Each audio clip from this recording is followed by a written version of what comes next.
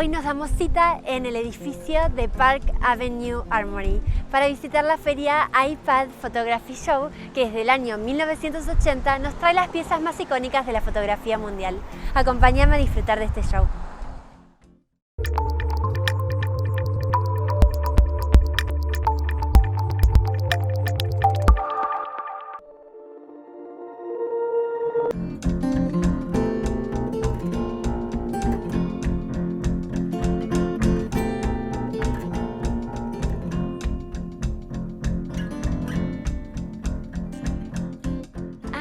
Here we are with a very iconic couple in the art world, right? Which is the background of the photographer who was able to take these portraits. And this photograph of Frida sitting in front of her painting, Frida and the two parrots, there is Nicholas Murai.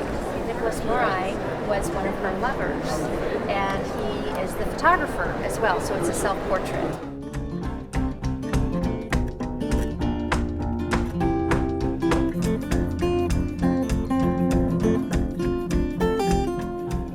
One of the most important portraits of the 19th century.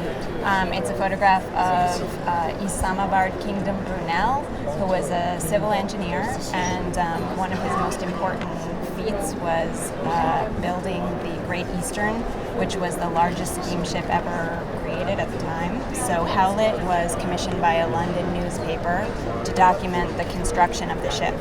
And so he had Brunel, the engineer, stand before the launching chains of the ship.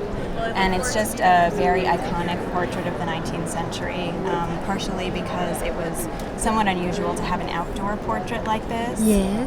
And also just sort of the human versus the industrial chains. It's a very graphic image.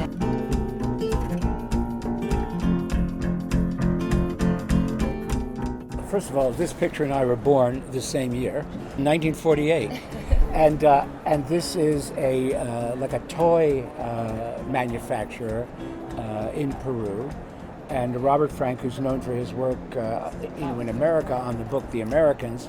This was before that book.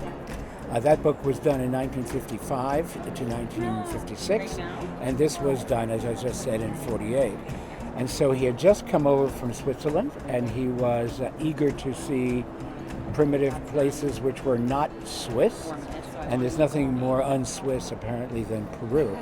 And the image is actually of his son, Pablo, who's going perfectly through this door as if it was framed on his way out of the shop, because probably his father was taking too long to make the photograph, and he got bored. And it's just a wonderful moment.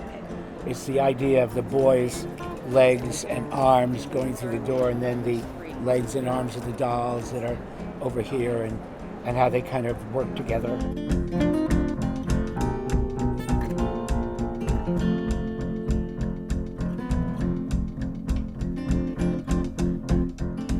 These prints are from the series The Map in 1965, which is the 10 years after the atomic bomb happened in Hiroshima. And he found the stains in the memorial dome in Hiroshima.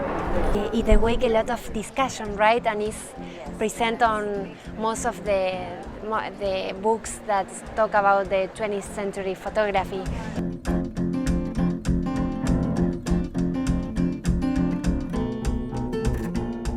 There's a community in the northern section of Brazil that, for reasons that aren't quite clear, has become a very large community of albinos. Now, for anybody who knows about albinism, it's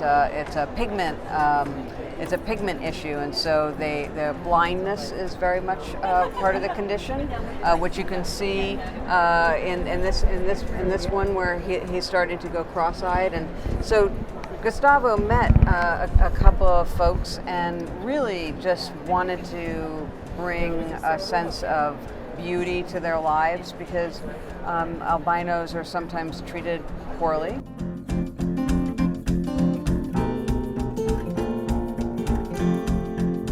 This is a Man Ray photograph from 1960. It's a photogram. He started doing this type of work in 1921, so this would be a piece done later in his career. It's a cameraless image.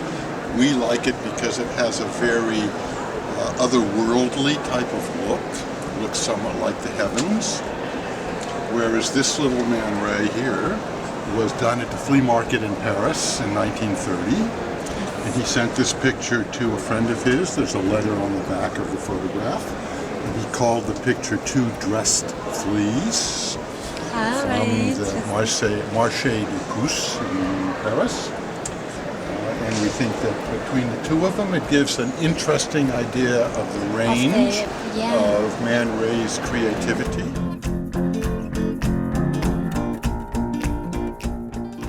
Y así terminamos nuestra visita por el mundo de la fotografía. Te vuelvo a ver el próximo jueves y no olvides suscribirte a Cosmoarte TV. Chau, chau.